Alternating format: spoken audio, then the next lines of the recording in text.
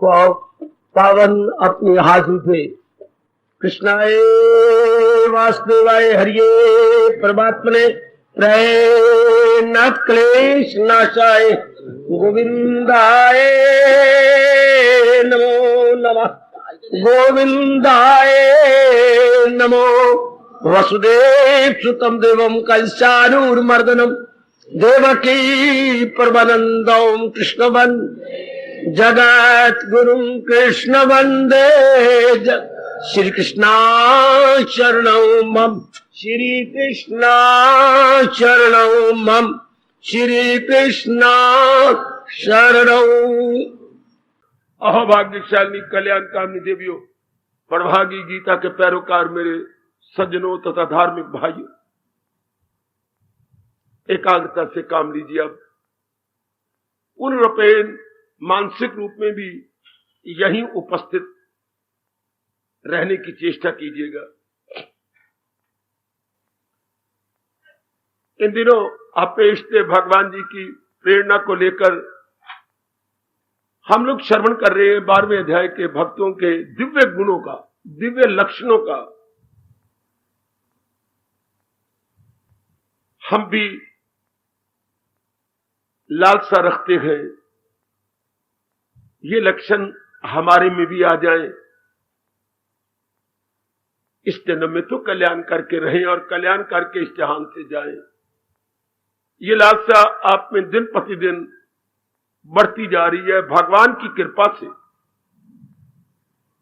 प्रभु और भी कृपा करें, इसके बिना आपसे रहा भी ना जाए तो फिर कोई भी किसी भी क्षेत्र में वो लालसा मेरे देवी सजनों पूरी हुई बिना रह ही नहीं सकती। एक गुण पर हमें विचार करते करते 2-3 दिन हो गए। निर्ममा, भगवान के प्यारे के मन में संसार के किसी प्राणी या पदार्थ के प्रति मोह, आसक्ति या अटैचमेंट या रग़बत नहीं रहती। रहता वो उन्हीं में ही है। बड़ी हैरानी की बात है मेरे देवियों और मेरे सज्जनों। परिवार में रहना, गली में रहना, मोहल्लों में रहना, वो नगरवासी है, वनवासी नहीं। वाह, प्रवृत्ति में है, निवृत्ति में नहीं। हंसमुख है, उदासी नहीं। और ये वृत्ति उसमें है ही नहीं। क्या मतलब? निर्मोही हो चुका है। भले ही ये बात सुनकर आप आश्चर्य में पड़े, मुझे भी आश्चर्य है, मेरे से ज्यादा आश्चर्य आपको होगा। लेकिन एक बात मैं जरूर कहूंगा और आप जरूर विश्वास करना, है ये संभव। वरना भगवान कभी भी गीता जी में ये गुण अंकित ना करते। क्योंकि जितने भी गीता के साथ संबंधित उन दिनों थे सारे गृहस्थी। लो मैं आपको हंसाऊं,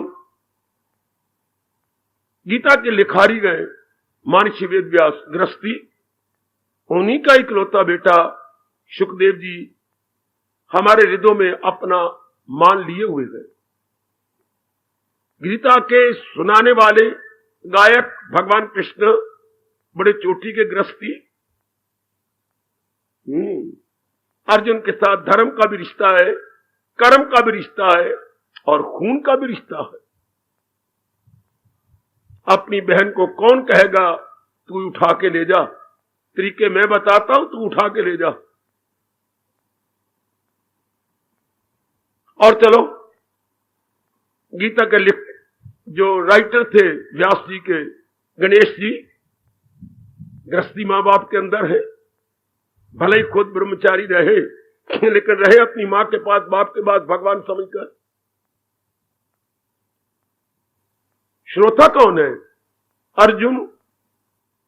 वाह, एक ही शादी करके आराम से रह जाता, शादियां भी करता रहा, बच्चे भी बनाता रहा और चोटी का निर्मोही भी कहलाया। मुझे कोई तो बतलाओ कि बाल ब्रह्मचारी हो जो गीता को सुनने वाला, गीता का पढ़ने वाला, गीता का लिखने वाला, सारे गृहस्थी। बहकाया जाता है कि जिस पढ़ी गीता उसने घर दा काम की कीता। नरक की तैयारी करेंगे जो किसी को मिसअंडरस्टैंडिंग में रखेंगे।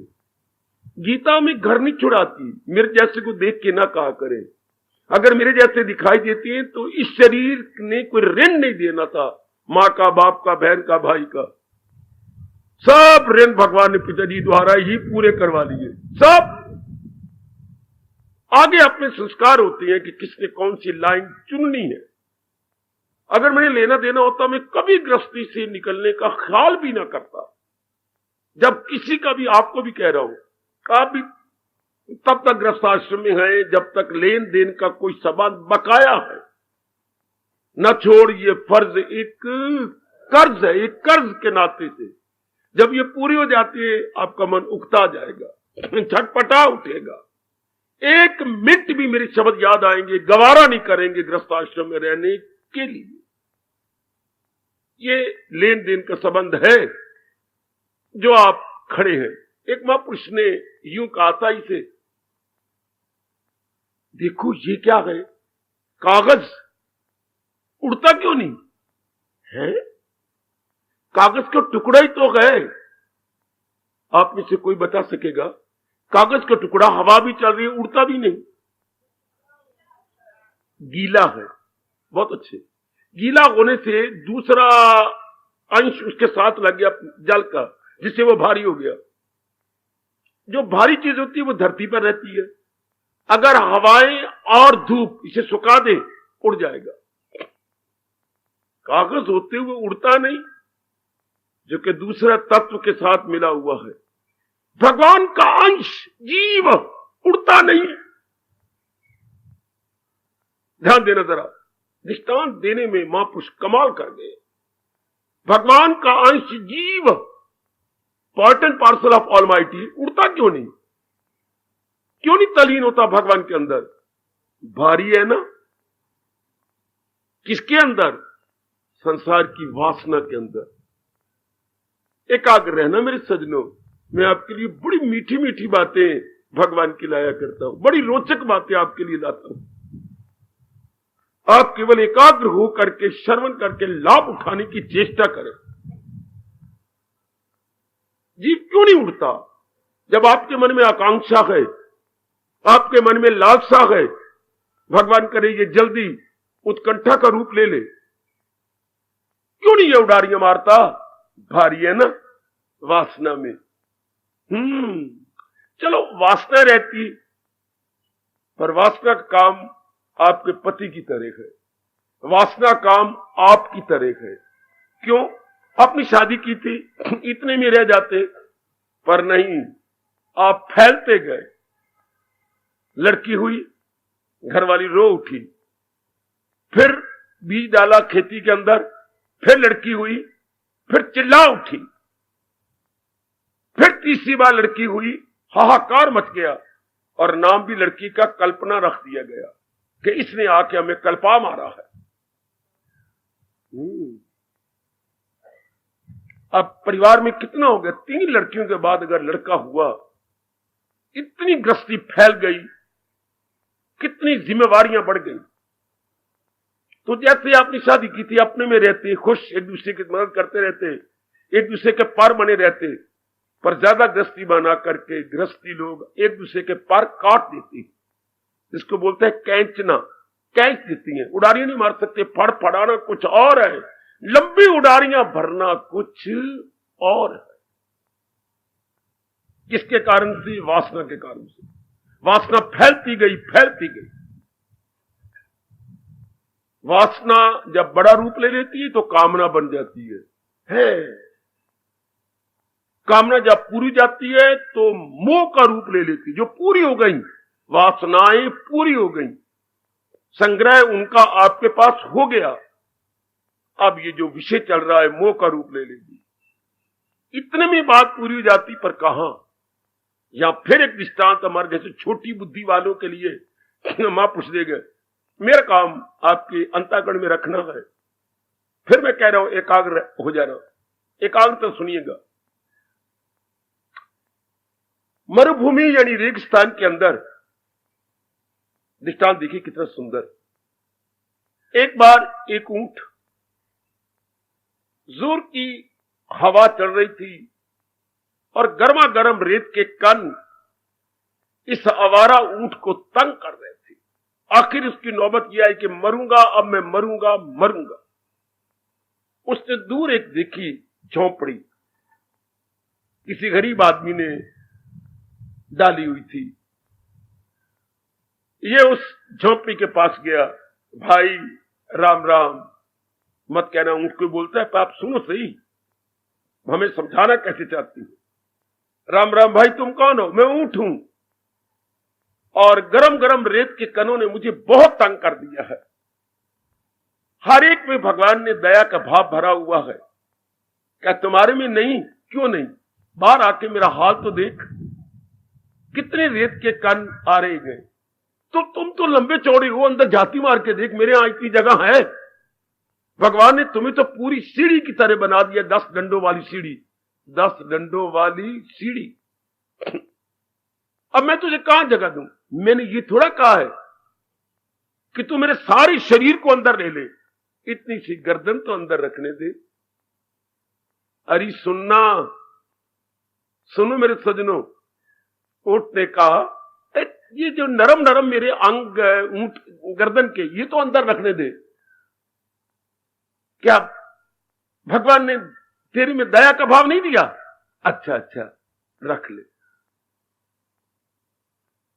ऊंट ने अपनी नरम नरम गर्दन उसमें रख दी। अभी घंटा गुजरा होगा। अरे ओ रब के दयालु प्यारे, हां अगर तू इजाजत दे तो मेरे पैर अगले चूर हो गए हैं, अंदर सरका लूं। कोई है जगह पर यहां पर रहने की? देख तो सही। झाड़ के कुटिया के मालिक ने कहा, कोई है जगह? जगह तो बन सकती है अगर आप दया करो। कैसे? जो आप यूं फैले हुए एक साइड पे हो जाओ, एक तरफ हो जाओ, तो मेरे अगले पैर जो है ना सिर्फ आ जाएंगे, बस, और कुछ नहीं। बेचारे ने हां कर दी, अगले पैर ही उसने आगे रख लिए। अब तो ऊंट कुछ बड़ा और धीरे करके अंदर फैला। घंटे बाद फिर कहा, देख मैं बहुत तंग हो रहा हूं, अब मुझे दर्द हो रही है, जरा पिछला हिस्सा भी आगे रखूं। अब तो उसने कठोर शब्दों का प्रयोग करना शुरू किया। किसने? झोंपड़ी के मालिक ने। तू ऐसा है, तू ऐसा है, तू वैसा है। वैसे शब्द तो मैं बोल नहीं सकता, यानी कठोर और अपशब्दों का प्रयोग किया। ऊंट होशियार हो गया, जानता नहीं मेरी सीढ़ी भी अंदर है, मेरे दोनों पैर आगे भी हैं, थोड़ा समय और भी आ गया हूं, तेरी मजाल, निकलो बाहर। बूथे मार मार के उस झोंपड़ी के मालिक को बाहर निकाल दिया। बाहर खड़ा हुआ रोने लग गया, अपनी मोई हुई मां को याद किया, पिता को याद किया, इस वक्त आओ मेरी मदद करो। ये देखो क्या बन गया, मैं झोंपड़ी वाला, मैं बाहर बैठा हूं और ये अंदर मौजे ले रहा है, और अंदर घुसड़ गया, फैल गया, जितनी जगह नहीं थी तो भी फैल गया। इसी तरह महापुरुष कहते हैं, ओ कल्याण चाहने वाले नेक जीव, वासना ने तेरा यही हाल कर रखा, कामना ने तेरा यही हाल कर रखा। थोड़ी सी देर के लिए हमने किसी चेहरे को सुंदर समझा, थोड़ी देर के लिए, ये औरत अच्छी है, ये आदमी अच्छा है, कमाता है, कदबूत भी बड़ा अच्छा है, हमारे घर में आएगा जवाई बन के बहुत सुंदर लगेगा, ये हमारे घर में आएगी तो बहुत बड़ी अच्छी लगेगी। मेरी मां कहेगी, आहा मानो पूर्णिमा मेरे घर में आई बैठी है, चारों ओर ज्योत्सना फैल जाएगी, इत्यादि इत्यादि प्लेजेंट बातें मन ने सोची। तो चर्चा घर में चली। हां, लड़की वालों ने लड़की को लाना शुरू किया, देख लो, आप परख लो, लड़के से बातचीत करवा लो, आप कर लो। 2-4 बार घर में आई, मां ने देखा, बातें की, अपने बहनों ने भी देखा, बातें बुतें की, है तो अच्छी। ससुर ने कहा, मुझे चालाक बहुत नजर आती है, मेरा मन नहीं मानता।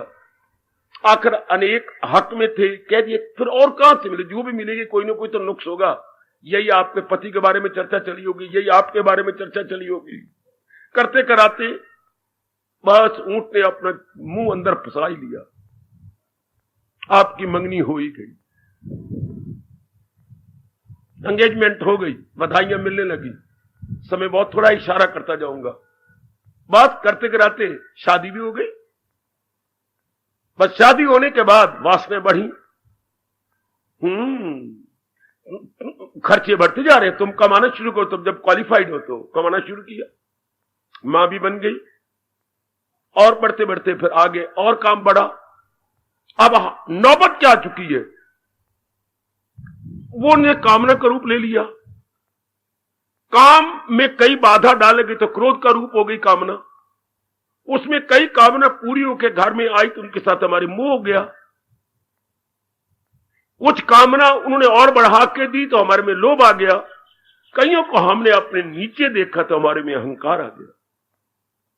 जैसे कि ऊंट धीरे करके उस छोटी सी झोंपड़ी के अंदर पसर गया, इस तरह एक वासना धीरे करके हमारे अंतःकरण में पसर गई और जीव बाहर बैठा हुआ रो रहा है, चिल्ला रहा है, जिसको जीव बनाने वाला भगवान कृष्ण भी कह रहा है, गम बेहिसाब उनको दिन हो के रात। कारण क्या, हमने इसकी असलियत ही नहीं जानी, धीरे करके इसको फैलने का मौका दे दिया। अब आपके बस की बात तो नजर नहीं आती मुझे, पर जिन्होंने ये प्रकरण और प्रसंग चलाया हुआ वो बेहतर जानती होंगे। इतनी सुंदर पति लगती है, इतनी सुंदर पत्नी लगती है, तो वो तो रखने के योग्य है, बेटा लगता है, सुंदर काम करते हैं, आपके काम आती हैं। लेकिन जो हमने मोह रख लिया, अटैचमेंट कर ली, इससे कामनाएं और बढ़ी। अब आप अंदर नहीं रह सकते, आप चैन से नहीं रह सकते, बेचैनी, बेकरारी। फिर देखिए बड़ी हैरानगी की बात, मेरे देवियों मेरे सजनों, पत्थर पे लकीर है कि वो दिन आने वाला है जब मुझे छोड़ के जाना होगा, फिर भी मोह नहीं टूटता। इसमें शक होनी किसी को भी, चाहे कोई अनपढ़ है, पढ़ है, चाहे कोई नास्तिक है, आस्तिक है, चाहे निर्धन है, धनी है, कोई किसी भी दशा में क्यों ना हो, हर एक भली प्रकार जानती है कि वो दिन जल्दी आ रहा है कि मुझे इस जहान से ये सब घर बार, ये दर छोड़ के जाना ही होगा। फिर भी मोह नहीं छोड़ता, फिर भी अटैचमेंट नहीं जाती। महाभारत की घटना आपके सामने रखूं, जबकि पांडवों को द्रौपदी के साथ कुंती मां तो वहीं रही हस्तिनापुर में, कुंती और गंधारी तो इकट्ठी नहीं, लेकिन ये अपने आप को छाया समझती थी, और कुंती और इन्होंने द्रौपदी को हरा भी दिया था। चक्कर काट रहे हैं जंगल में, अपने दिन पूरे कर रहे हैं। एक दिन ये अचानक किसी ऐसे स्थान पे पहुंचे जहां प्यास लगी बड़ी जोर की और पानी नजर नहीं आता। बड़े भैया युधिष्ठिर ने कहा, प्यास तो बहुत लगी है, तो पानी कहीं दिखाई देता है? भीम ने कहा, अभी ठहरिए, मैं वृक्षों पर चढ़ता हूं, जहां कौओं की, पक्षियों की आवाज होगी वह पानी जरूर होगा। यह आज तक बात सत्य, हमेशा सत्य रहेगी। पक्षी पानी के नजदीक रहती है। ऊपर गया तो महाराज मुझे नजर आता है, भैया जी नजदीक ही है पानी। तो गए, आपको पता ही है, तो वारी वारी करके मर भी गए। क्योंकि यक्ष जो को उस तालाब का मालिक था, उसने एक ही शर्त लगाई कि पानी जरूर पियो, लेकिन पहले मेरे प्रश्नों का उत्तर दे दो। कौन मानता है जो अपने आप को महाबली और महारथी समझता हो? है? पानी किसी का नहीं होता, पानी परमात्मा का है। तुम कौन होते मुझे हमें कहने वाले कि पानी नहीं पी सकते? ठीक है, पीते गए और ढेर होते गए। तो चारों को चारों ढेर हो गए, भीम, अर्जुन, नकुल, सहदेव। लमलेट, जैसे बच्चों के हाथ से गिर जाए चॉकलेट, सब गिरे पड़े। युधिष्ठिर आए, बड़ी देर हो गई। द्रौपदी, क्या बात, मैं जाता हूं, आप यहीं रहना। गए, ये क्या, निर्जीव हुए पड़े हैं सारे। अच्छा, मैं अंतर्मुखी होकर देखता हूं, जल पी लूं। झुके जल पीने के लिए यक्ष ने आवाज दी, जो वृक्ष के ऊपर बैठे हुए थे, धर्मपुत्र, तेरे भाई इसीलिए ढेरी मैंने कर दिए हैं कि उन्होंने मेरा कहना नहीं माना। मैंने कहा था मेरे प्रश्नों का उत्तर दे दो। उन्होंने कहा तुम कौन होते हो हमें रोकने वाले, जल तो भगवान का है, जल पर किसी का अधिकार नहीं हो सकता, इसलिए ढेरियों पड़ेगा। तुम भी ढेरी होना नहीं चाहते, जल पर मेरा अधिकार है भगवान का, लेकिन अधिकार मेरा है। तुम मेरे प्रश्नों को उत्तर दो तब जल पी सकते हो। जरूर, अगर तुम अपना अधिकार समझते हो तो पराई चीज के ऊपर मैं कभी हाथ नहीं डालूं, चाहे भरे में प्यासा शरीर छोड़ दूं। देवी, उसमें अनेक प्रश्न हुए, कभी प्रसंग बनाकर आपको सुनाऊंगा, सारे तो नहीं सुनाऊंगा, पर 10-12 तो प्रश्न हमारे दैनिक जीवन में काम आने योग्य है। उनमें ये एक, क्या कहा, रजिस्टर, तो मेरे इतने प्रश्न के उत्तर युक्ति युक्त दे चुके हो, और भी दोगे? जरूर। इस दुनिया में सबसे हैरानगी की बात क्या है? सुनो नेक जीवो, वो कल्याण कामनी मेरी देवियों, मेरी माताओं, मेरी अच्छी बेटियों, इस संसार में सबसे आश्चर्यजनक बात क्या है? मुस्कुराते हुए कहने लगे, बहुत अच्छा आपने पूछा, आप पिता समान हैं, बहुत अच्छे पूछ रहे हैं, कोई धर्म के रूप है आप तो जवाब दो, सबसे आश्चर्यजनक क्या है? मेरे भी 2 कान ले लो, 4 कानों से आप सुन लो, हर एक के कानों में यह आवाज जानी चाहिए। यक्ष का प्रश्न और धर्मपुत्र युधिष्ठिर का लाजवाब उत्तर, लाजवाब, हर युग में काम आने वाला उत्तर, और इस प्रसंग के अनुकूल हमारे रोंगटे खड़ देने वाला यह उत्तर। बोलो युधिष्ठिर, क्या सोच रहे हो? मैं सोच नहीं रहा, मैं आपकी ओर देख रहा हूं और आपके प्रश्न को सुनकर गदगद हो रहा हूं। बोलिए, इस सारे संसार में आश्चर्यजनक बात क्या है? महात्मन यक्ष जी महाराज, इस सारे संसार में 2, 3, 4 बातें आश्चर्यजनक नहीं, एक ही बात ने सृष्टि बनाने वाले को भी आश्चर्य में डाला हुआ है। देवी देवताओं और एक साधारण मनुष्यों की तो बात ही क्या, तो फिर बताओ कौन सी बात है? आए दिन सब नर नारी देखती हैं, ऊपर के लोक वाले, नीचे के लोक वाले, कि मेरे चाचा गए, मेरे नाना गए, मेरे मामा गए, मेरे वो गया, मेरा दोस्त गया, मेरी सहेली गई, मेरी सहेली का घर वाला गया, वो बच्चा था बेचारा वो मेरा चला गया, फलाना गया। आए दिन देख रहे हैं कि बहुत से जीव यमपुरी जा रहे हैं, और फिर भी चाहती हैं कि रब मेरी उम्र लंबी करे, मैं न जाऊं तख्ते पर, मुझे कोई उठा के न ले जाए, ये अड़ोसी जाए, पड़ोसी जाए, फलाना जाए, मैं न जाऊं। कि यही सबसे आश्चर्य की बात है कि अपनी मौत कोई नहीं चाहता, हालांकि देख रहे हैं कि फलां गया, फलां गया, फलां गया। बहुत अच्छे रजिस्टर, तुम तो बहुत ही अच्छे हो, मुझे उम्मीद नहीं थी कि तुम ये उत्तर दोगे। क्या ये ठीक है? बिल्कुल ठीक है, तुम्हारे इस उत्तर का अनेक लाभ उठाएंगे। सुन लो मेरी देवियों, आए दिन हम लोगों की अर्थियां निकलती हुई देखती हैं, और उनके पीछे राम नाम सत्य है, या तेरी गत है, इसी राह जामना, फिर किसे नहीं आवना की ध्वनि भी कानों में पड़ती है। हम कोठे पे देखते भी हैं, प्रणाम भी करते हैं, जाने वाले आपको बार बार प्रणाम, ये सब होता है, पर एकांत में आग के नीचे ये पक्का नहीं करता वो दिन मेरा भी आने वाला है कि जब मैं भी इस जहाने पानी से कूच कर जाऊंगा। पर क्या मैं तैयारी कर रहा हूं? कोई नहीं सोचता, कोई मेरी देवी बैठ के नहीं सोचती। ये वो पेपर है, चाहे काला पेपर है, चाहे लाल पेपर है, हर एक के सामने आना है, पर तैयारी कोई नहीं कर रहा। आपके भाग्य अच्छे गए जो मेरे भगवान ने पता नहीं कौन से पुण्यों को सामने रखकर अपनी लाजवाब ज्ञान से भरपूर गीता का श्रवण करवाना कई वर्षों से शुरू किया हुआ है। ये आपके भाग्य मेरी देवियों, मेरे सज्जनों, और भगवान इतनी भी कृपा करे जो मैं आपके हक में दुआ देता रहता हूं, अपनाने की भी शक्ति दे। सुनने का मौका तो मेरे प्रभु ने आपको दिया, इसमें कोई शक नहीं, बड़े भाग्यों की निशानी, पर ये भाग्य कच्चे रहेंगे अगर अपनाया न गया तो। वैसे तो मेरी भूल है कि जो मैं अगर लगा रहा हूं, अगर नहीं, भगवान देंगे शक्ति, कि आप इसे जीवन में उतार लें। पर जब ऐसे ऐसे प्रसंग चलती हैं तो मेरा मन डावाडोल हो जाता है। अपना लेंगे ये जीवन में ढाल लेंगे।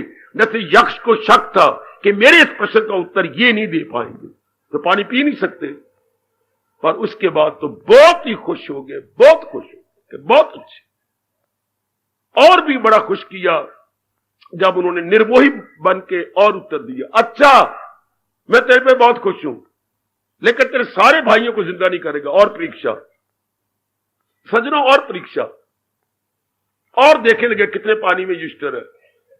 तो फिर कहिए इनमें से किसी भाई को जिंदा करवा ले, बस तूने धर्म की बातें की हैं, धर्म के उत्तर चर्चा की है, समय को बड़ा सफल कर दिया, मुझे बड़ा खुश किया, इनमें से एक को जिंदा कर ले।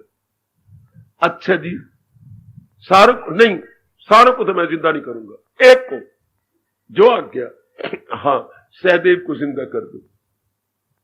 अरे बुद्धू, सहदेव को? हाँ महाराज। अरे अर्जुन को क्यों नहीं? तेरा दाया हाथ है, इतना महाबली है, बड़े वरदान मिले हुए हैं, देवी देवताओं से दिव्य अस्त्र और शस्त्र मिले हुए हैं ना। अरे आप भी सोच ले ना, मैं कभी भी नहीं करूंगा, भीम को ले ले ना। तो कारण क्या है? मेरी दो माताएं थीं, एक तो है, एक मेरी मां का नाम मैं जानता हूं माद्री है, तो जो मेरी मां जिंदा है उसकी निशानी तो मैं हूं, और मेरी दूसरी मां की भी तो निशानी रहनी चाहिए। वो ऊपर बैठी क्या कहेगी कि इतना ये निकला गए लोभी, इतना मोह में मरा हुआ था अपने सगे भाइयों के लिए कि मैं भूल ही गई कि मैं भी इसकी मां थी ना। मैं अपनी ऊपर बैठी मां को शिकवा नहीं सुनना चाहता। उस वक्त यक्ष कहता है मैं बहुत ही खुश हुआ, इस समय भी जबकि इतनी बारी मैं परीक्षा ले रहा हूं तो निर्मोही बना हुआ है, अभी तूने धर्म को सामने रखा है, मोह कनिष्ठ क्योंकि जहां मोह होगा वह अधर्म होगा, और जहां वहां धर्म होगा वह मोह नहीं हो सकता, दोनों आपस में नहीं हो सकते। जहां धर्म है वहां मोह नहीं है, और जहां मोह है वहां धर्म नहीं है। तूने आप भी धर्म को सामने रखा है, मैं बड़ा खुश हूं, ले तू सारे भाई जिंदा कर दे, जा पढ़ ये मंत्र और जल डालता जा हर एक के मुंह के अंदर, सारे उठ बैठेंगे। शाबाश देवियों, मेरे कल्याणकामी सज्जनों, धार्मिक भाइयों, प्रसंग चलाए हुए भगवान ने मेरे भक्त निर्मोही हो जाते गए। ये नहीं कहा कि आप जंगलों में चले जाते हैं, गीता में कहीं नहीं कहा गया, ना मुझे अपने सामने रखना, क्योंकि हर एक के मन का स्तर यानी स्टैंडर्ड अलग अलग होते, जैसे पांचों उंगलियां बराबर नहीं होती, इसी तरह हर एक के मन का स्तर या स्टैंडर्ड एक जैसा नहीं होता। हमारे में शुभ आकांक्षा तो है कि हम कल्याण कर जाएं, लेकिन हर एक के मन का स्तर अलग अलग। हालांकि एक आपको बताने वाला है, एक ही हमारा महाशास्त्र गीता है, एक ही हमारे इष्टदेव भगवान कृष्ण है, और एक ही हमारे सबके पास मंत्र है।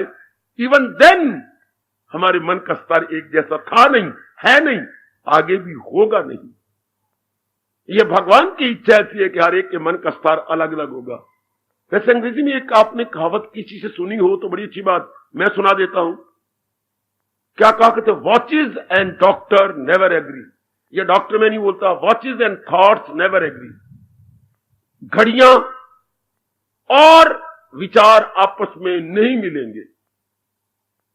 रोज कोई टाइम आपका रेडियो से या टीवी से बताए स्टैंडर्ड टाइम ये है, और रोज मिलाते हैं, आधा मिनट आगे पीछे जरूर हो जाएगी।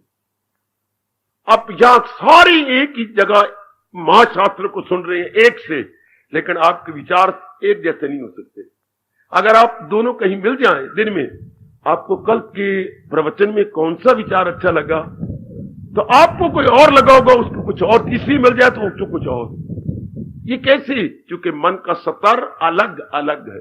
भगवान को बड़ा मजा आता है वैरायटी बनाने में। चलो ले ले मजा, वैरायटी बोलते हैं इख्तलाफ को, भिन्नता को, बड़ा मजा आता है। बल्कि संसारी आदमी तो अपने मन को खुश करने के लिए यहां तक कहती है variety is the sauce of life. Variety is the sauce. सास मतलब वो सास ससुर नहीं, SAUCE चटनी। भिन्नता जीवन की चटनी है ताकि मन उकताए नहीं। सास कह रहा हूं बच्चे, सास वो जरा वो भी सास है घर की, पर ये जरा व्यवहार की सास। इट इज सास ऑफ लाइफ। भिन्नता लाइफ में चटनियां काम कर जाती है, जो कि मन फिर बोर नहीं होगा। अगर तुम सारी एक ही स्तर की होती, जस्ट पॉसिबल आपका मन कुछ तंग आ जाता, आपका मन घबरा जाता।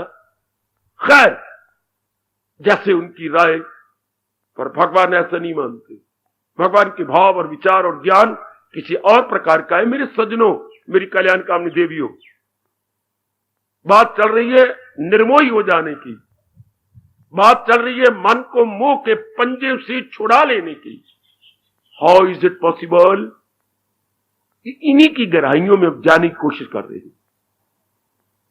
ऐसे ही हम जा रहे हैं इसके अंदर। चलें आगे बढ़े। मैंने अभी अभी कहा था, हमारा मन उनके साथ लगता है जिनको हमने सुख की दृष्टि से अपने पास रख लिया है। ये नहीं बोलना सुख की दृष्टि, दुख कोई भी नहीं चाहता। सुई चुभने जितना भी कोई नर नारी दुख नहीं चाहती। हमारे शास्त्र बड़े पड़े हैं जहां बार बार ऋषि कहती हैं सुखम भूया दुखम मां भूया। हे परमात्मा, अगर तू हमारी सुने तो हमारे सुख बढ़े, दुख कभी ना बढ़े। ये ऋषियों के शब्द है जिनकी हम संतान है। सुखम भूयात दुखम मां भूया।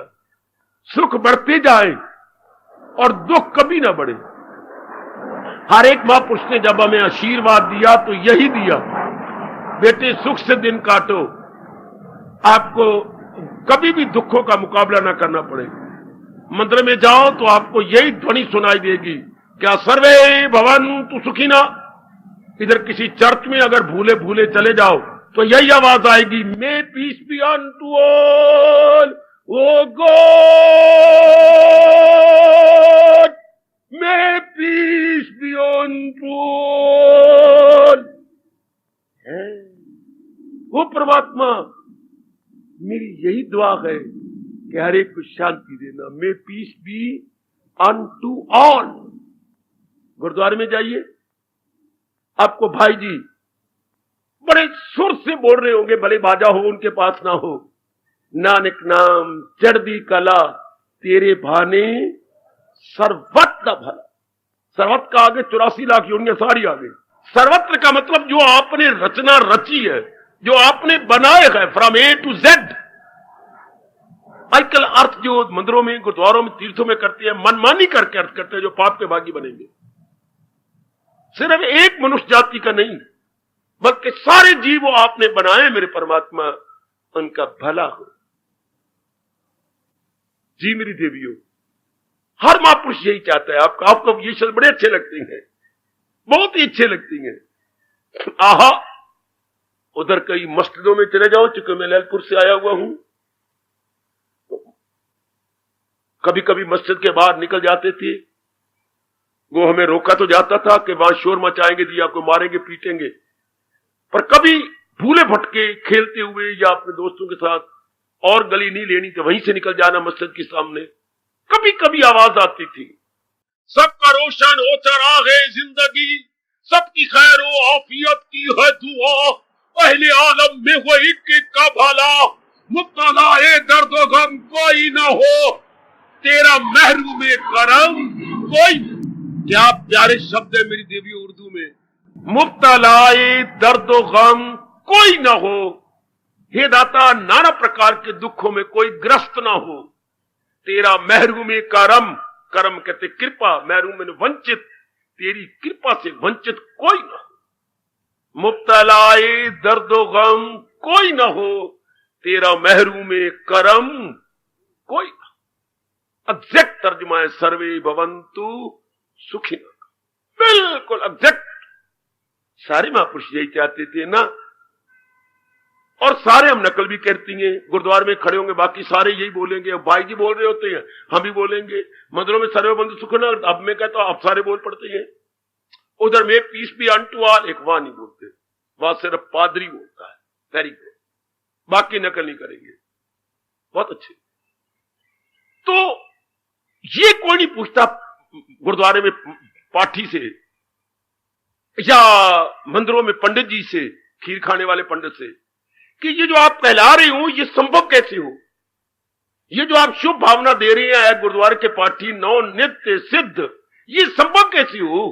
कोई तरीका बताओ ना। भगवान कृष्ण आपको ये भी कहने का मौका नहीं दे रहे देवियों, क्योंकि वो साधन बताए जा रहे हैं साथ साथ एक साधन ही शुरू करता, लीजिए दूसरा, तीसरा, चौथा, पांचवा, छठा। गीता में अनेक साधन बताए हैं, कोई तो सूट करेगा आपके मनो अनुकूल, कोई तो करेगा ना सूट। शाबाश। ये तो मेरी एक बच्ची आज से कुछ समय पहले सुना रही थी कि मेरी शादी का भी एक बड़ा अचंभा है। अच्छा बेटे, कई परिवार आए और हमारे घर में पसंद नहीं किया उन्होंने। पिताजी ने निर्णय किया कि देवियों तुम बुरा ना मनाना, अब के बार जो आ रहा है ना, हमने एक न एक लड़की तो उसके गले में डाल ही देनी है।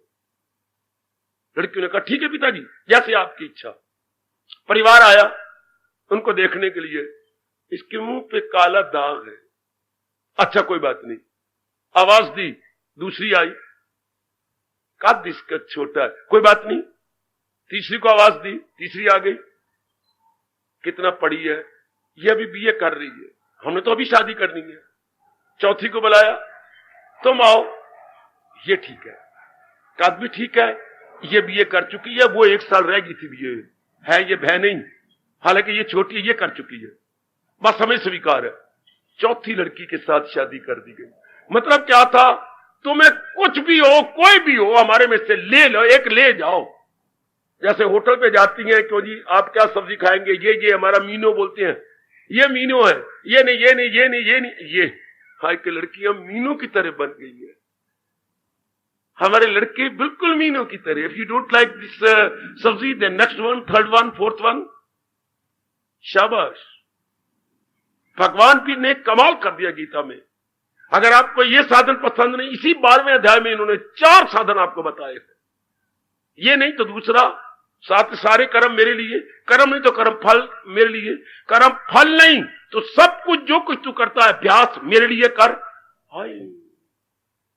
ये चूंकि आप कल्याणकामी है, कोई ना कोई आपको सूट कर जाएगा। यही दुनिया में पहला शास्त्र है जो आपको कहता है या तो कर्मयोगी बन जाओ, नहीं, या फिर भक्ति में लग जाओ, नहीं, या फिर ज्ञान मार्ग पे लग करके विज्ञानी बन जाओ।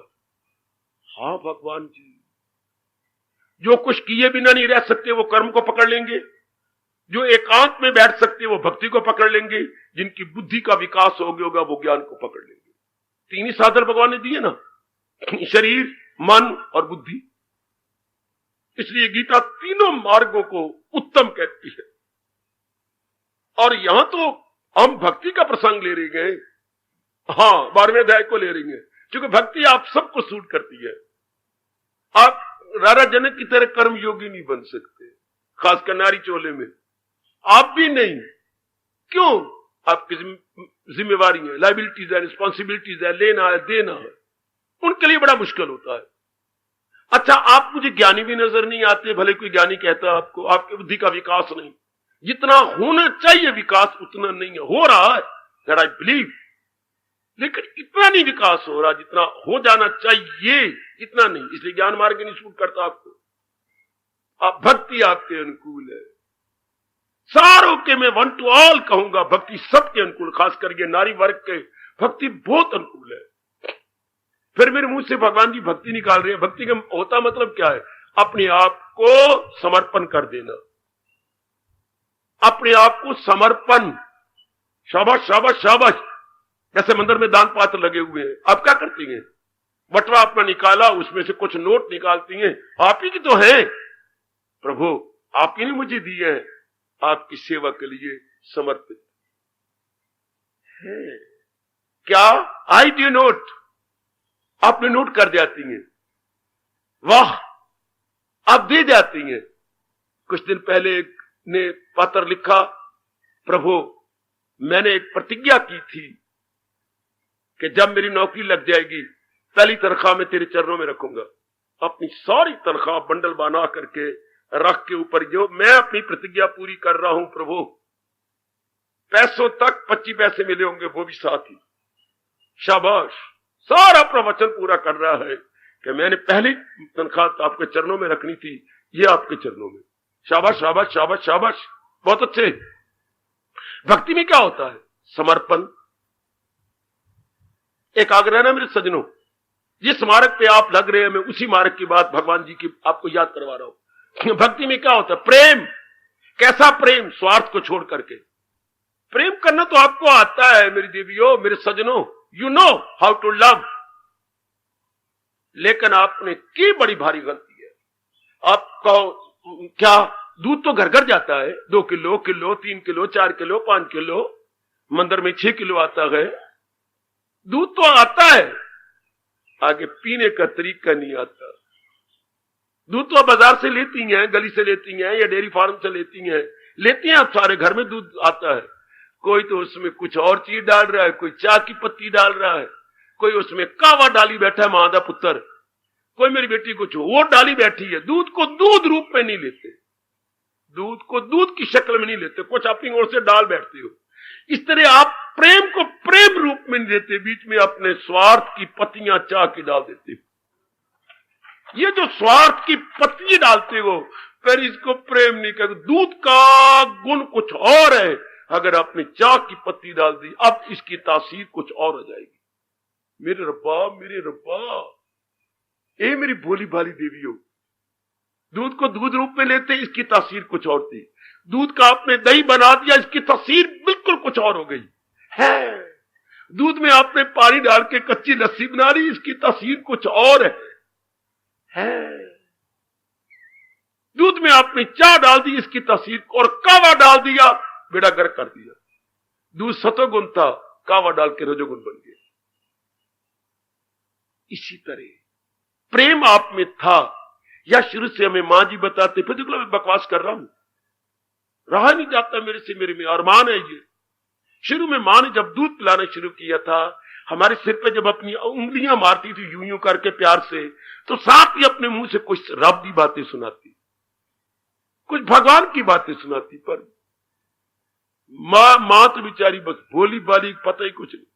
पिताजी सुनाते, जब गोदी में लेती, जब कंधे पे बिठाते या अपने साथ सुलाते और घंटा घंटा अपने पास रखते तो कुछ सुनाते अपने स्वार्थ की बातें। मेरी लाठी बनेगा ना, मेरे तो काम से बच्चे को समझ ही कोई नहीं आ रही, मेरे तो काम आएगा ना, जो जो मैं कहूंगा वो भी तो हाँ करेगा ना, हाँ कर रहे हैं ना। अब बच्चे को तो पता कोई नहीं, अपने आप ही उसकी गर्दन हिला देनी, अच्छा हाँ कर रहे हैं खुद ही उसकी गर्दन हिलाई जा रहे हैं, खुद ही खुश हो जा रही है। ये इसी को मोह कहते हैं। पंडित जी भी आते, तू भी कोई ज्ञान की बातें, धर्म की बातें, भक्ति की बातें कोई नहीं। हालांकि ये देश भारत भूमि, जन्म भूमि, कर्म भूमि, धर्म भूमि है, पर धर्म नाम का रह गया। और पता नहीं मेरे भगवान कैसे बर्दाश्त कर रहे हैं जिनका ये अवतारी स्थान है। भारत भूमि भगवान के पावन अवतारी स्थान है।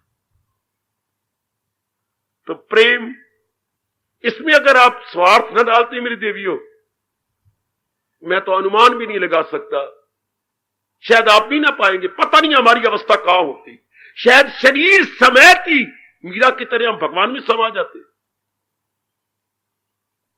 अगर प्रेम के लिए एक मां को हम प्रेम करते, कामना रख के अगर उसके साथ मोह न करते, मां भी अपने पुत्र के साथ प्रेम करती पर कामना रख के मोह न करती। इस तरह पिताजी भी अपनी कामना भरी बातें ना कहते, तू बड़ा हो जाएगा, सारी जायदाद तू ही संभालनी है, फिर मुझे तो आराम देगा, मैं तुझे आराम दे रहा हूं, तेरी साथ सुला रहा हूं, फिर मेरी भी तू सेवा करेगा, फिर तू मेरे ये काम आएगा, मेरे वो काम आएगा, हमारे खानदान की इज्जत बढ़ाएगा। ये स्वार्थ होता गया, होता गया, होता गया, और स्वार्थ पर दिन ब दिन बढ़ता गया। फिर वो प्रेम क्या हो गया? जिस प्रेम में मोह हो जाए, क्षमा, जिस प्रेम में स्वार्थ हो जाए, हाँ उसको मोह कहते हैं। भगवान के प्रति ये नहीं होता। भगवान को हम समर्पण करते हैं। प्रभु समर्पण क्या होता है? हमारे हिंदुओं में, हिंदू धर्म के अंदर मंदिरों में क्या होता है? दंडवत प्रणाम। इसकी फिलॉसफी को शायद कभी आपने किसने सोचा हो? वैदिक धर्म में जो शुरू से दंडवत शब्द है, जिसमें पंजाबी में बिगाड़ के बोल दिया दंडोत प्रणाम। दंडोत का कोई अर्थ नहीं होता। दंडवत, डंडे की तरह। जैसे बापू के हाथ में डंडा होता है, नहीं संभाला गया, डंडा गिर गया, चारों शाने चट यूं गिरा। इस तरह भगवान के प्यारे, चाहे लड़कियों या लड़के, प्रणाम करती हैं दंडवत, बिल्कुल डंडे। कई आपके आज्ञा नहीं देते, कई कट्टर ब्राह्मण, कि जब तक कुंवारी हो तब तक तो दंडवत कर लिया करो, ब्याह जाओ तो फिर आपके शरीर को आप पवित्र मान देते हैं। भगवान जाने, भगवान का काम जाने। वरना हमारे नर नारी सारे भगवान के आगे, भगवान की श्री विद्या के आगे दंडवत, डंडे की तरह। क्या मतलब? इस सिर का निर्णय ओ मेरे इष्ट देव आपका, ये जो मेरी छाती साथ लग रही है धरती में, ये है मन। मैंने कई बार कहा, नाभि से पूरे 10 उंगल ऊपर ये मन का स्थान। इस मन में आज के बाद विचार आपके। ये मेरे 10 अंग धरती को स्पर्श कर रही हैं। इन 10 अंगों से जो कुछ भी करूंगा केवल आपको रिझाने के लिए। इसको बोलेंगे संपूर्ण समर्पण, कंप्लीट सरेंडर है। शायद आपको संभाला है कि नहीं? जब हमारी गवर्नमेंट ने हैदराबाद को अपने अधीन कर लिया था, या कहीं अगर छपो तो उनकी कहानी पढ़ना, ले लिया, अधीन कर लिया, और वो उसको पकड़ लिया निजाम को, जिसने रेडियो में बड़ी गालियां सुनाई थी धोती वाली गवर्नमेंट कह करके। कई बातें ऐसी कही जो अनुचित थी। धोती वाली गवर्नमेंट, लांग वाली गवर्नमेंट, फलाने वाली, बहुत कुछ बकवास की निजाम ने। और निजाम को वादा किया था पाकिस्तान में एंड तेरी टाइम से मदद करूंगा। हिंदुस्तान को पता लग चुका, चारों ओर नाकाबंदी कर दी थी कि लिया जहाज, उठा ला। जो निजाम को नहीं उठा सका, वादे में झूठे बन गया पाकिस्तान। अब उन्होंने एक शर्त लगाई। उस वक्त जो पटेल ने झाड़ दी उसको, पहले तुम मुझे यह बताओ कि तुमने ये रेडियो में कहा, हाँ, फिर तुम शर्त लगा। किस बात पर शर्त? क्या जबरदस्ती हम तुम्हें ले रही गए? हमने तुझे जीत लिया है, शर्त कैसी? बोला विदाउट कंडीशन। हाय, अखबार में क्या छपा था अगर याद है, जो मेरी उम्र में गए, सरेंडर विदाउट कंडीशन। बेटे अगर बुद्धि आपकी काम करती है तो निजाम सरेंडर्ड विदाउट कंडीशन। क्या निजाम बिना किसी शर्त के सरेंडर कर गया, उसने समर्पित कर दिया। वो परमात्मा की कसम, मुझे अपने कृष्ण के चरणों में सिर दे के कहूंगा, भगत यही करता है, सरेंडर्ड विदाउट कंडीशन। मैं कैसी समझाऊंगा आपको? जैसे मेरे इष्ट देव मुझे प्रेरणा दे रहे हैं, मैं शब्दों का सहारा लेके आपकी झोली में डाल रहा हूं। भक्ति या प्रेम क्या है? Surrendered without condition. मैं उसी अखबार के हेडिंग को ले रहा हूं, बिना किसी शर्त के प्रभु के आगे समर्पित हो जाना। मैं सरेंडर का अर्थ समर्पित कह रहा हूं, समर्पित विदाउट कंडीशन। अगर कहीं कंडीशन लगाओगे, शर्त लगाओगे, तो अगला भी शर्त लगाएगा, अगला भी शर्त लगाएगा। मेरे सज्जनों ध्यान देना, अगर ये शर्त वाली बात निजाम ना करता तो पटेल इसकी बेइज्जती ना करते हैदराबाद में ला करके। पटेल चिढ़ गए थे, चाहो तुम हमारे दिल्ली में, और वहां बताएंगे तुम्हारा कंडीशन कैसे मुंह से निकलता है। क्योंकि कंडीशन के आगे कंडीशन रखी जाएगी, और जहां कोई कंडीशन नहीं, आपने विदाउट कंडीशन किसी को दे दिया, तो वो ही तो मुंह से कहेगा कभी मैं उसे छोड़ सकता। सारी उम्र तू तब भी कदर पाएगी ना एक मां बाप के घर से जाके उधर, जो कुछ मैं अपना शरीर, अपने अंग, अपना दहेज, जो कुछ मैं अपने मां बाप के घर से लाई हूं, मेरे प्राणेश्वर पहले दिन पति को यही शब्द कहना चाहिए, प्राण मेरे प्राणों के मालिक, प्राणेश्वर, प्राण जमा ईश्वर, ऐ मेरे प्राणेश्वर, ये आपको समर्पित, सिर झुका के, घुटने अपने टेक के, ये सब कुछ आपको। मैं कुछ बैलेंस भी लाई हूं अपना, क्योंकि पिताजी ने मेरी आमदनी, मेरी कमाई नहीं ली। ये कोई 80,000 रुपया है, ये मेरी पासबुक पर है, ये पासबुक आपकी। और ये दहेज जो पिताजी ने 1.5 लाख का दिया है, ये भी आपका। पिताजी ने 1 लाख का चेक दिया है आपके नाम, ये मेरे बटुए में, ये आपका है। इतना कुछ, और ये जो कार उन्होंने दी है 2.25 लाख की, ये भी आपकी। इतना दहेज उन्होंने क्यों दे दिया? मेरे पिताजी का कोई बेटा नहीं, कुछ दिनों के बाद ये सब कुछ और भी आपको, फैक्ट्री भी देने वाले हैं, कारखाना भी देने वाले हैं। इसको बोलते हैं मेरी बेटी, कंप्लीट सरेंडर विदाउट कंडीशन। ऐसा पति कितनी कदर करेगा आपकी, आप मजबूर हो जाएंगे। You are bound. किस में बाउंड है? आदर देने के लिए, प्यार देने के लिए, और आंखों में, चितवन में क्या, आदर रखने के लिए। Complete surrender. परमात्मा के आगे यही होता है मेरे देवियों, विदाउट कंडीशन सरेंडर। मैं चेला हूं, मेरी मदद कीजिए। गीता 7वें श्लोक से शुरू होती है, दूसरे अध्याय का 7वां श्लोक। मैं चेला हूं, मेरी मदद कीजिए। दंडवत प्रणाम कर गया अर्जुन, जो हो नेक रास्ता बता दीजिए, मुझे बताओ मेरी सरकार, मेरा जिसमें मेरा भला हो। अर्जुन को नहीं समझ आई दूसरे अध्याय में, तीसरे अध्याय में आपको याद है, मुझे बात कतई बता दीजिए, भलाई की राह पर चला। फिर कहा कि मुझे डिसाइडेडली, सुनिश्चित रूप से कहिए। देवियों, इस समर्पण में बड़ी ताकत, भगवान ने जितना अनुभव करवाया उसी के आधार पर बोलने की जुर्रत कर रहा हूं। बड़ी ताकत है इसके अंदर, बड़ा दिव्य प्रेम छिपा है।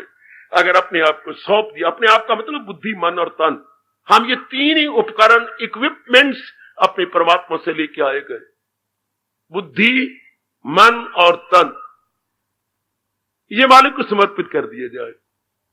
उसको भगवान कहती है, वही है मेरा भक्त प्यारा मुझे, क्योंकि उसने अपने पास कुछ रखा ही नहीं, बिल्कुल कुछ नहीं रखा। तीनों थे, तीनों भगवान के अर्पण कर दिए।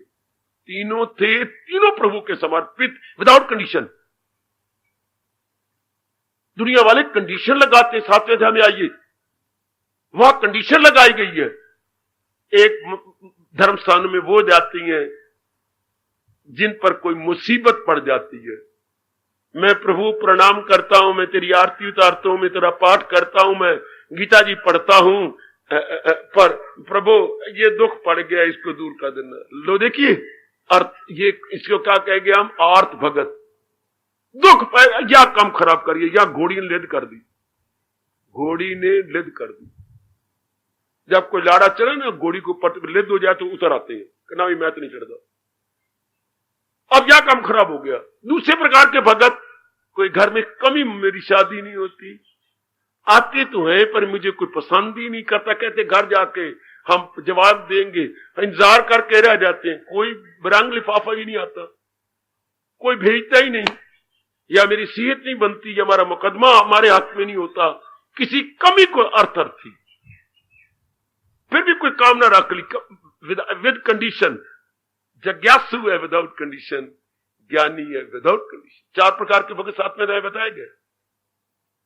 अब यहां भी भगवान ने कह दिया, उनका अंतःकरण इस तरह चमक उठता है, इस तरह निखर जाता है। बाबा, हम आपसे एक बात पूछें, बोलो, क्या अपने भगत के लिए भगवान ये कंडीशन नहीं लगा रहे? उनमें ये गुण होने चाहिए, ये जबकि प्रेम में कोई कंडीशन नहीं होती। अगर भगत के लिए कोई कंडीशन नहीं तो रब के लिए कंडीशन है। रब अच्छा लगता है कंडीशन लगाए, आप गलती कर रही हैं। भगवान कंडीशन नहीं लगा रहे। इन गुणों को आप कंडीशन ना मानना। भगवान हमें अधिकारी बनाना चाहती है। अधिकारी बनाना कुछ और है, कंडीशन लगाना कुछ और है। कंडीशन में तो प्रेम में कमी होती है। अगर आप पहले दिन जाकर सिर मुंह डाले कह दे मैं आपके घर में तब रहूंगी जब सारे मेरी कदर करेंगे, उसके प्यार में फर्क पड़ जाए। जो प्यार, जिस प्यार में बाढ़ आनी थी, जैसे पानी की बाढ़ आ जाती है, वो बाढ़ बंद हो जाएगी जब आप पूर्णपेन समर्पित कर देंगे। ऐसा समर्पण तो मैंने इसी कवित्री के मुंह से सुना और बड़ा लाभ उठा रहा हूं। चरणों पे अर्पित है इसको सुभद्रा कुमारी चौहान, जिंदाबाद।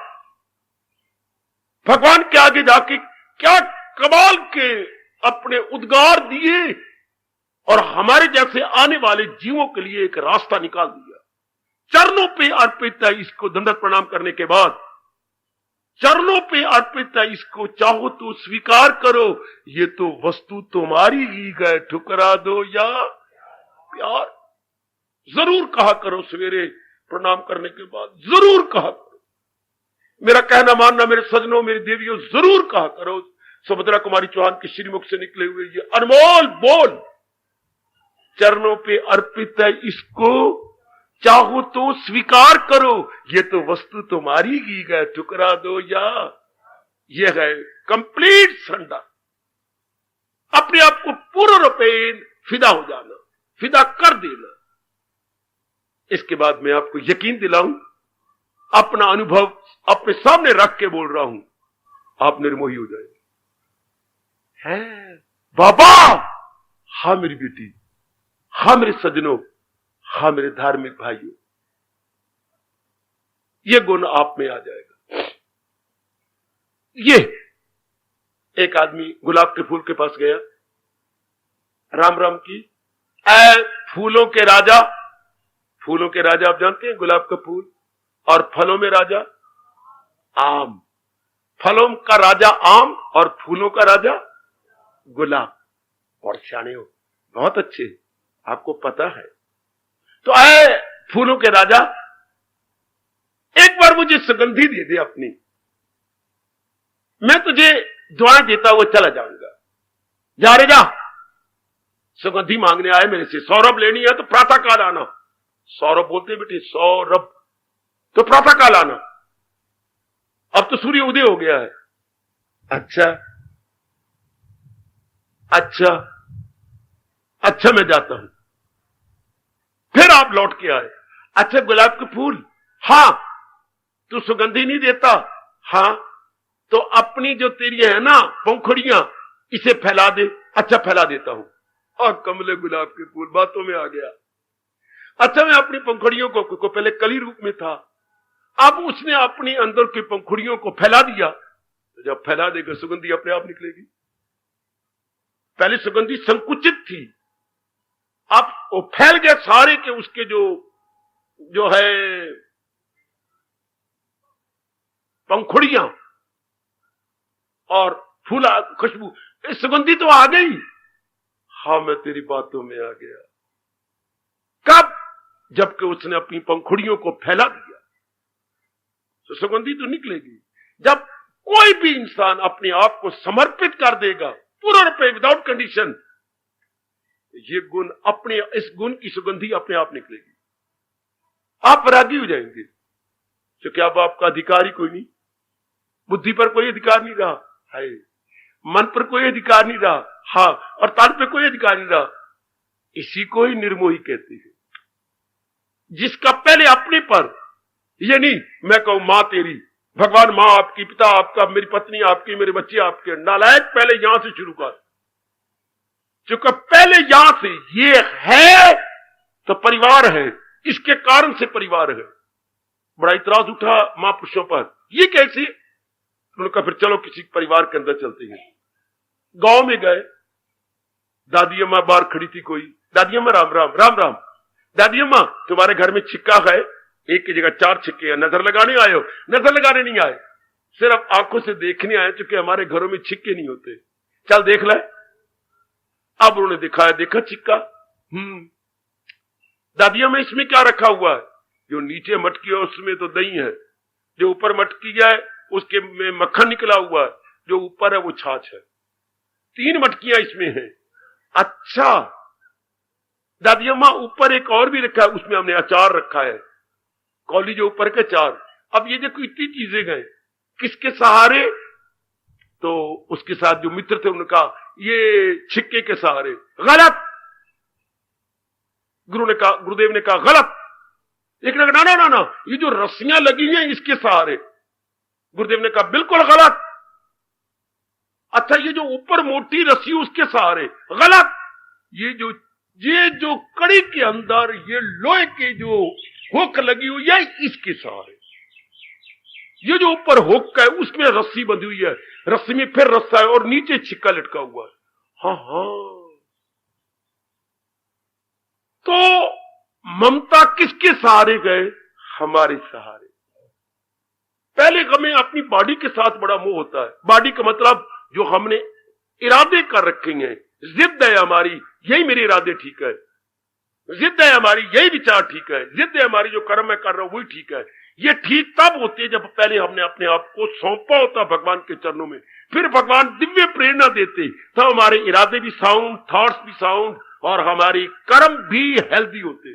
जब अहंपना में होती है, गंदी वृत्ति में होती है, तो अब हम ये नहीं कह सकेंगे कि everything is sound, decision, thoughts and action sound, नहीं बोल सकेंगे।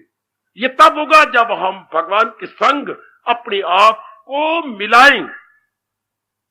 तो पहले निर्मोही अपने शरीर से होना पड़ता है, और शरीर से ममता कब टूटती है? जब अपने आप को अर्पण किया जाए। ये नहीं कि अपनी आग लगाई जाए या अपने आप को साड़ा जाए। साड़ने से कुछ नहीं बढ़ेगा। साड़ने के बाद जीवा अंदर से सूक्ष्म शरीर निकले, हाँ, ये भी एक घटना योग विशिष्ट में आती है। साड़ दिया, उसमें जीवात्मा, उसमें सूक्ष्म शरीर निकला, तो सूक्ष्म शरीर से कहने लगे बात सुन, हाँ ये किसका शरीर सड़ रहा है? फिटते लानत, मेरा सड़ रहा है। फिर भी मेरा, फिर भी जवाब ये मेरा शरीर सड़ रहा है। तो फिर वो कितना दानव है जो शरीर के रहते हुए कह डाले ये सब कुछ आपका है, वो मेरी मालिक, वो इष्टदेव या आपका, ये मेरा नहीं, ये पहले भी आपका था। आपने मां के पेट में बनाया, आपने लाकर दिखाई, आपने किस तरीके से मां का खाया पिया नाड़ी के द्वारा मेरे पेट में डाला, नाड़ी के द्वारा, नाभि से। ये नाभि का मतलब यही है कि इसके अंदर नाड़ा डाला हुआ था, और जो मां बाप खाती थी उसका जो लिक्विड अंश बन जाता था वो इसके अंदर जाता था। हाँ, वो उससे बच्चे का शरीर विकास करता गया, धीरे धीरे करके विकास किया। बहुत अच्छे, ये बनाने वाले वही, अंदर विकास करने वाले वही, बाहर आए तब भी यही, वही सब कुछ कर रहे गए। जिसकी बुद्धि में भगवान प्रधान हो गए हैं, सुनना मेरी देवियों, जिसकी बुद्धि में भगवान की महत्ता हर लिहाज से बढ़ गई है, वो निर्मोही हो जाएगा। हम क्यों निर्मोही हैं? अपनी महत्ता खुद, मैं बहुत पढ़ा हुआ हूं, मैं बहुत कमाता हूं, मैं सारे घर की फरमाइशें पूरी करता हूं, गली वालों के काम आता हूं, इसलिए तो लोग मेरी बड़ी कदर करते गए। मार खा गया, इसलिए तो सारे मेरी कदर करते हैं। नहीं, इसकी जगह भगवान ने बुद्धि दी है मुझे, भगवान ने मुझे अच्छे विचार दिए हैं, भगवान ने मुझे अच्छी सेहत दी है, भगवान ने मेरे में हमदर्दी भरी है, हाँ, तब भी मैं कुछ सेवा कर पा रही हूं। वरना क्या पिद्दी और क्या पिद्दी का शोरबा, भला मैं क्या कर सकती थी? भगवान खुश हो जाते अगर आपकी विचारधारा यूं बन जाती, तो अब बनेगी। अगर हम महत्ता भगवान को दे, जैसी सच्चाई है, सच्चाई यही है कि सब कुछ वही करवा रहे गए। खास करके आप जैसे जो अहंकार को तोड़ना चाहते हैं, अहंकार को छोड़ना चाहते हैं, तो प्रेरणात्मक शक्ति क्या होती है? भगवान की। जब प्रेरणात्मक शक्ति भगवान की है, अब आपका अपने से ही मोह टूट जाएगा। बस अपने से मोह तोड़िए, बाकी हर एक से अपने आप टूट जाएगा। कोई गलती करती हैं क्या? माँ आपकी, ये होते माँ आपकी, बाप आपका, पति आपकी, और पहले अपने से शुरू कर। ये उसी तरह गलती जैसे 3, 4, 5, 6, 8, 9, ये सब अंक जो है ना, ये सारे अंक समर्पित वर्णमाला को समर्पित। आप वर्णमाला को कहे, वर्णमाला समझते बच्चे, वर्ग, चवर्ग, टवर्ग, पवर्ग सारे, और आ ई वो सारे, इसको हम कहेंगे स्वर और व्यंजन। ये सारे हम कहेंगे सारे जो है अंक नहीं, पहले आपका 2 4 5 8 ये सारे अंक वर्णमाला के। गलत, पहले एक को कहो, 1 से लेकर 100 तक सारे अंक वर्णमाला के। तो अपनी इकाई को तो लो, इकाई से दहाई बनता है। आप तो पढ़े लिखे भी सारे, इकाई से दहाई, दहाई से सैकड़ा, तो पहले इकाई को लो। इकाई हम है, हमारा शरीर। वैसे संसार की इकाई परमात्मा है। Unit of my self body and unit of the world is God. संसार की इकाई क्या है? परमात्मा। और मेरी इकाई क्या है? ये जो भौंदू सड़ने वाला शरीर नजर आ रहा है, ये। तो पहले ये समर्पित करें, सारे समर्पित, सारा परिवार ही समर्पित हो गया। अगर अपने आप को हम दे दें, इकाई गई तो दहाई भी गई। ऐसा कोशिश कीजिए, बार बार ये सब कुछ आपका है मेरे मालिक, यह है ही आपका। ना भी मन मान रहा हो, आज ही मानेगा, कल ही मानेगा, परसों आपको रोज आप करना है, रोज सत्संग में आना है, रोज श्री गीता जी का बार बार जाए पढ़ के भगवान को समर्पित करना है, रोज ये गुण आपके आनी है। अगर पत्थर भी घिस जाता है, जिसके ऊपर बार बार मटका रखा जाए, तो ये मन विचारों का पुतला है, घिस जाएगा, इसकी आदत पड़ जाएगी। वक्त है ही भगवान का, जिन्होंने बनाया सब कुछ मटीरियल उनका है, बनाया उन्होंने अपनी बुद्धिमत्ता से गए, अब चला भी वही रहे गए 5 तत्व देकर अपनी आत्मा रख करके। मैं किस बात बुद्धि कहूं कि ये मेरा है? ये आपकी बुद्धि में विकास जाएगा, बुद्धिमान देगी, मन से झुका देगा। हाँ, और कान का एक एक अंग उन्हीं के लिए अपने आप को जुटा के लगा देगा। ये मैंने कहा था, भक्ति के आधार पर निर्मोही हो जाए, भक्ति के आधार पर निर्मोही हो जाए। तो बिल्कुल भक्ति के आधार पर है। भक्ति में क्या होता है? फिर मैं वही आ गया हूं क्या? Surrender without condition. शादी के बाद भी यही होता है। कभी भी हमारा भारत ये ना जानता कि तलाक क्या होता है। अगर मेरी बेटियां सरेंडर कर देती विदाउट, मेरा जीना मरना मेरे प्राणेश्वर, जीना तेरी गली में, मरना तेरी गली। मेरी अब अर्थी निकलेगी तेरे घर से। मैंने जाना, मैं तो अब आपके पार्ट एंड पार्सल बन गई। बड़ी कदर होती मेरी बच्ची की, बड़ी कदर। पढ़ाई तो पढ़ी लिखी हो, कुछ वैसे इंसान, आप तो 3-4 हजार मिल जाए तो आपका पैर ही नहीं दिखते, ठहरते ही नहीं, पता नहीं पैर आप कहाँ रखती है, सिर कहाँ रखती है। आप ना सही आपकी जाति से, नारी जाति से, इसलिए फिर आपस में क्लैश होगा। जहाँ सरेंडर नहीं वहां क्लैश है, और जहाँ समर्पण है अपने आप को सौंपा हुआ, उसके लिए कृष्ण कह रही है कभी मैं उसे छोड़ सकता, क्योंकि उसने अपने आप को अर्पण कर दिया ना, उसने अपने आप को दे दिया। आखिर में कुछ कहना चाहता हूँ, जो मेरे महापुरुषों ने मुझे अपने चरणों का प्यारा बनाया। एक दिन बड़े बच्चे ने मां से शिकायत की, जो 12 साल का था, अम्मा मैं तेरे साथ नहीं बोलूंगा। क्यों? नहीं, मैं तेरे साथ आज के बाद नहीं बोलूंगा, तेरे कहने नहीं मानूंगा, तेरे घर में भी नहीं रहूंगा, मैं किसी दोस्त के पास चला जाऊंगा, मैं नहीं रहूंगा। क्यों हूँ?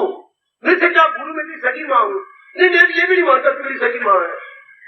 जब देखो छोटे को दूध पिलाती रहती, छोटे को खिलाती रहती, छोटे को पानी में डाल उसे झूठे देती रहती है, जब देखो उसके सुंदर सुंदर कपड़े बनाती रहती है। मुझे कभी कहा अपने हाथ दूध पिला, मुझे कभी तो हूँ, नहीं ये कहती है सबको पढ़ा जाकर खा जाए। तो तेरी ये शिकायत और क्या? तो तेरे आप बात सुने फिर तुझसे रुक जाए। जब तू इतना अबोध था, पता नहीं मैं तेरी कितनी सेवा की है, ये मेरे परमात्मा जानते थे। हाँ मेरे लाल, अब ये अबोध है, बिल्कुल मेरी ही आश्रित है, इसकी मल दूध इत्यादि मैंने करना, ये बोल ही नहीं सकता, इसको खाना पिलाना मैंने देना। जब तू इतना था मैं तेरी बड़ी सेवा करती थी, तू भूल गया। अब जब तू इतना बड़ा हो गया, अपने आप नहीं कर सकता बच्चे, अगर मैं तेरे सारे काम करूं तो ये भैया तेरा मर जाए, ऐसा न कहे, ये मर जाएगा। इसलिए मुझे इसकी हर सेवा करनी पड़ती है, उठाना मुझे पड़ता है, क्योंकि इसकी साफ करनी पड़ती है, क्योंकि यह अबोध है। तो ज्ञानी कहे रब्बा तू बड़ा पक्षपाती है, तू भगत की बड़ी सेवा करता है, उसके लिए तूने कहा है हाजिर करूं पूरी तमाम। भगवान के पास एक ही जवाब है, ज्ञानी तू ना शिकवा दे, ये भगत मेरा अबोध बन जाता है। इसलिए आपने आपको मेरे अर्पण कर दिया है, अपनी बुद्धि लड़ाता ही नहीं, अपने आप को ये कहते हैं कि जो आप मुझे प्रेरणा देंगे प्रभु मैं वो ही करूंगा। मैं मजबूर हूं, इसलिए मुझे ज्यादा ध्यान भक्त की ओर देना पड़ता है। महापुरुषों ने कहा फिर इसका मतलब ये हो गया भगवान के दो प्रकार के भगत, एक ज्ञानी भगत, ज्ञानी भगत, ज्ञानी ज्ञानी, ब्रह्म ज्ञानी ज्ञानी, और ये अबोध। हाँ, फिर महापुरुष के पास गए, महापुरुष आपकी सफाई रखते गए, आप क्लियर करो, इसको भी क्लियर करो। हाँ, हमेशा देखा गया है जो छोटा बच्चा होता है माँ गोदी में जा रही है, बड़ा बच्चा पीछे पीछे आ रहा होता है माँ से, दोनों घर पहुंच जाएंगे, वो भी पहुंच जाएगा। पर फर्क ये है कि वो बच्चा जो है वो माने अपनी गोदी से लगाया हुआ है और वो पीछे पीछे भागे आ रहा है। और हर जगह यही होता है, हर जगह। हाँ, इधर आओ, वो देखो कौन बैठी, बिल्ली।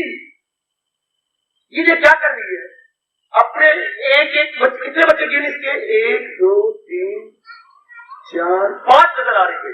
अच्छा, अब ये क्या कर रही है, एक बच्चे को मुंह में डाल के कहीं ले जा रही है, ये मार देगी, नहीं मारेगी नहीं, ये चूहा नहीं है, ये इसका अपना बच्चा है, मुंह से उठा करके ले जाती है। दादी माँ कहा करती थी कि बिल्ली 7 घर घुमाती है, कहा तक सच्चाई है, बिल्ली जाने या बिल्ला जाने, दादी ने ऐसा कहा था, लेकिन वो मुंह से उठा के ले जाती है।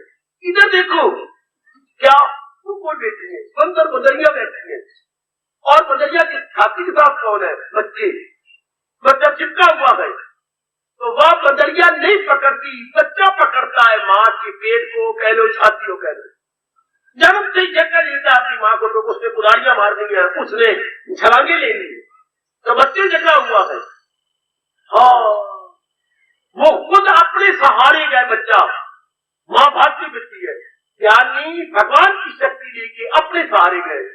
जब भगत बिल्ली का बच्चा है, जो महाराज जी को खुद प्रेरणा देनी पड़ती है, महाराज जी को खुद इंस्पायर करना पड़ता है।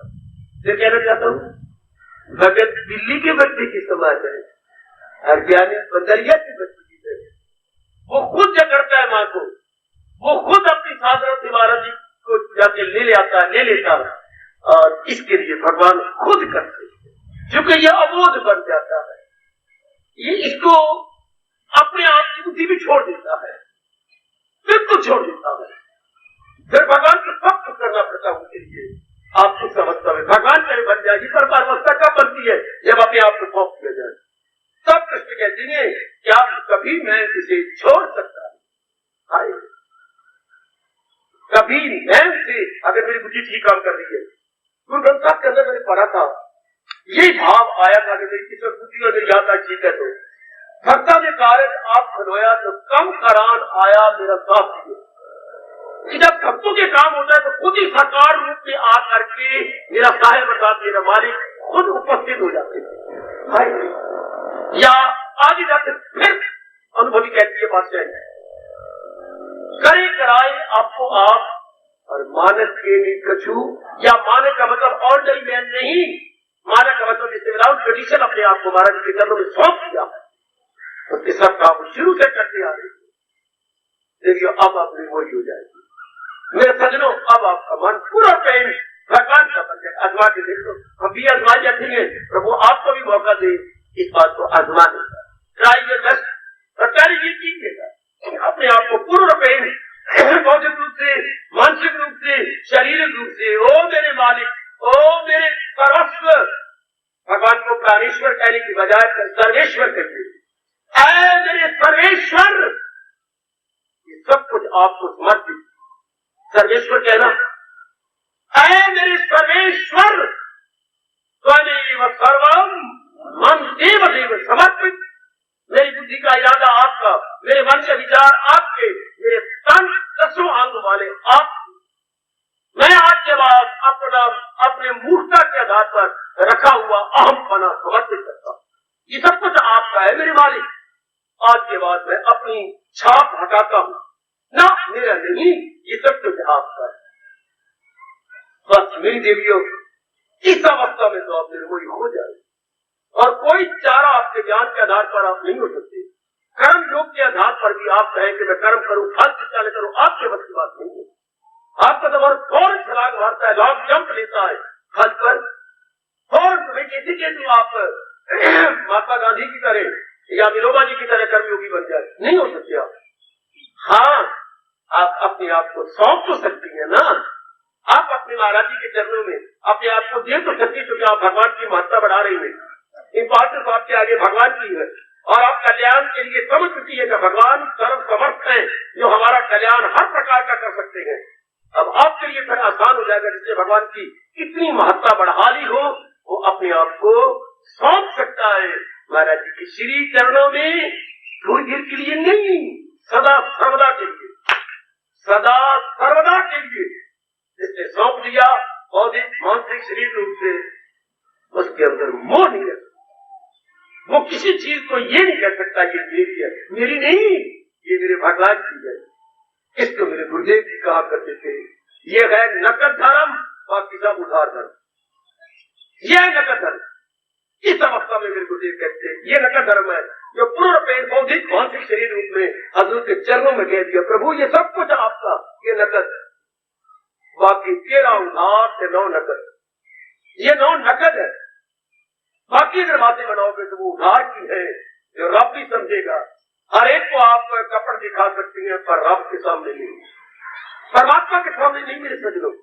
परमात्मा तो क्या अंतर्यामी है और सर्वज्ञाता है, ऑल नोइंग अथॉरिटी है। इसलिए मन वचन कर्म से एक होकर अगर पहले नहीं कहा, अब कहने की कोशिश कीजिए किसी सुंदर घड़ी में, सब कुछ आपका बौद्धिक मानसिक शरीर रूप में मेरे कृष्ण, मेरे सर्वेश्वर, मेरे इष्टदेव समर्पित समर्पित पूर्ण रूपेण, मेरी बुद्धि, मेरा मन, मेरा तन आपका आपका आप पूर्ण रूपेण मैं आपको surrendered without condition, surrendered without condition. इतने मेरे भगवान खुश होंगे, मेरे यादव इतने प्रसन्न होंगे, ये वचनों ये शब्दों का विषय नहीं, मैं इसे प्रकट नहीं करता होता। कितने खुश होंगे भगवान आपको अनुभव करवाए। इसको शब्दों द्वारा प्रकट नहीं किया जा सकता, ये अनुभव का विषय है, ये वाणी का विषय नहीं हो सकता। भगवान करे आप पूर्ण रूपेण अपने आप को सौंप सके प्रभु की श्री चरणों में, अपने इष्टदेव के चरणों में अपने आप को सौंप सके, और वो भी शीघ्र, अति शीघ्र। अब आज का विषय पूरा होगा, वरना यह अधूरा विषय है कि मैंने जबान से कहा है। मेरा अनुभव मेरे लिए है, पर परमात्मा करे आपका भी तो अनुभव हो, आप भी तो मेरे अनुभव का लाभ उठाएं और आप अपने आप को पूर्ण रूपेण समर्पित कर दिए अपने इष्टदेव के चरणों में। उसके बाद इफेक्ट, उसके बाद जो उसकी तासीर या असर होगा, खुद ही आप एकांत में बैठे हुए अनुभव करेंगे। और हार्दिक आशीर्वाद। अब अपनी शहंशाह की आज आरती बड़े प्रेम और श्रद्धा से उतारे।